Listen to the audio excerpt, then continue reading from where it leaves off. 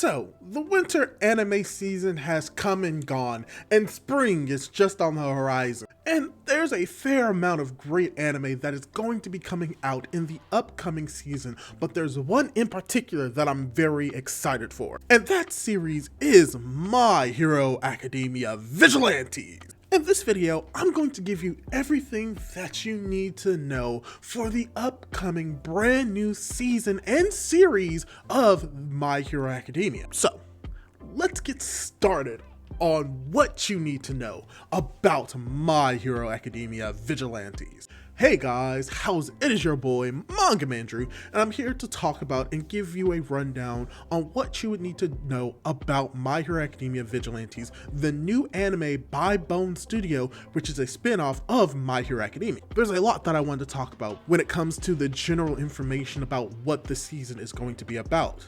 And in this video, I want to go over the information that you will need to know to be prepared for this upcoming series and season, starting with a general synopsis, talking about the story in general, and going into major characters that you'll be seeing in this series. And with that, before we get into it, I'd like to ask you, if you haven't done so, to subscribe to my YouTube channel. I try to make My Hero Academia content more regularly, hopefully starting from when the new series comes out. So if you want to see more content like this, hit that like button and subscribe for more stuff like this. And with that, let's jump right into it. So, My Hero Academia Vigilantes is the English title of the My Hero Academia spin-off series based off the original manga of My Hero Academia. The Japanese title is actually Vigilantes, Boku no Hero Academia Illegals, which is why you may see some people refer to it as Vigilantes and some people refer to it as Illegals, because that is the title that it is and takes upon in Japan. And it's actually based off a manga that initially ran in Shonen Jump Giga, ironically enough, a Shonen Jump spin-off magazine, before moving to the Shonen Jump app. The manga itself ran from August 20th, 2016 to May 28th, 2022, with a total of 126 chapters and 15 manga volumes. The series, while taking place in the world of My Hero Academia, is a collaboration with Horikoshi, who has his blessing for the series. The series itself is actually the brainchild of Tetsuo Sato, who brought on Betancourt to be the illustration to the series, as well as Hideyuki Fuishiya as the writer. The first season of My Hero Academia Vigilantes will most likely be either 13 episodes like My Hero Academia Season 1 or 24 episodes like the main series post Season 1. This may be the case due to the visual differences from My Hero Academia in different animation and art styles, while also the fact that it's animated by Bone Studio like the main series of My Hero Academia. However, it is made by a different studio in Bone Studio B. But when it comes to the season, it will most likely cover the first proper act of My Hero Academia Vigilantes, which takes place over the first 4 volumes and will cover most likely approximately 27 chapters. This is not a bad prediction, since the ending ran bi-weekly and consistently with about 19 pages per chapter, and that the end of volume 40 or the end of volume 27 sets for a perfect endpoint for the first act and the first season of My Hero Academia Vigilantes. But now, let's dive a little bit more into the story proper of My Hero Academia Vigilantes. The story of My Hero Academia Vigilantes, or I'll just call it Vigilantes for short, takes place 5 years before the start of the main series timeline. The story focuses around a more grounded view of the My Hero Academia world, more from the perspective of the civilians, pro-heroes, and the vigilantes themselves. The protagonist is Koichi Hamawari, a plain-looking man who, due to circumstances out of his control, was unable to be a hero and works and goes to school as a normal civilian, but uses his powers illegally to help heroes and eventually become a hero/vigilante after he and his soon-to-be comrade Popstep is saved by his soon-to-be master Knuckle Duster. Due to this encounter, Koichi is thrown into a world of danger and heroics that he never thought was possible. This season will most likely focus on the villain organization that is responsible for the increase of the trigger drug in his city. He, along with his team, will try and put a stop to the villains as he becomes a new man and hero that stops villains from destroying both his town and his relatively peaceful life. And you can tell just from this synopsis and the story from what we know that this is going to be a little bit more grounded and more slice of life than what we've seen even in the main series of My Hero Academia. However, there's going to be a little bit more consistent action due to the fact that these individuals are not in a high school setting and are out in the real world. And while they're fighting off villains, they'll also be meeting more heroes that we've actually seen in the main story proper as they fight bigger and badder threats as the story progresses. And speaking of the characters, let's go more into the main characters that will be playing crucial roles in this season and the series as a whole. And when it comes to the characters, for the most part, I will try to keep the spoilers to be restrictive to what's going to be in the season. But if you don't want any forms of spoilers, you can leave the video right now. I wouldn't fault you, but if you want to dive more into what is possibly going to be in the season, continue watching from here. And with that, let's go over the characters, where specifically I'll be going over the character themselves, their personality, their quirks, as well as who's going to be voicing them in the season. But let's start with the protagonist, Koichi Hamawari.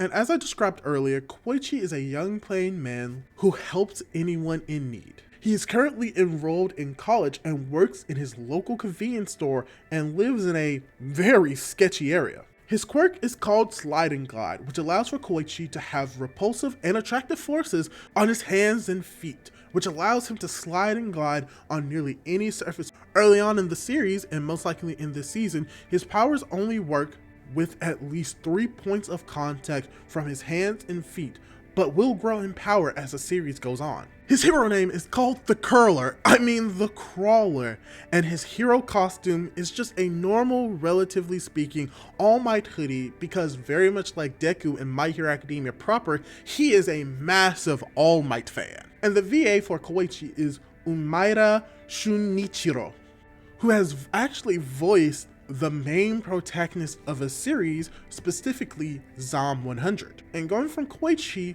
we have Popstep, aka Kazuho Hanayama, who is also a fellow vigilante of Koichi, freelance idol, and potential love interest for Koichi. She's relatively intelligent, but can also act like a tsundere around Koichi for obvious reasons. Her idol/vigilante persona is called Popstep, with her quirk Leap, allowing her to leap long distances. Her costume is actually more revealing with a dark aesthetic and pink and gold outlines with bat wings, and compared to the manga versus the anime, her butt is out completely in the manga and compared to what we're getting in the anime adaptation, which is controversial because she is potentially an underage girl. So yeah, the anime made a good call. But when it comes to her voice actor, she's actually voiced by Hasegawa Ikumi, who has actually voiced Kitsa in the well-known anime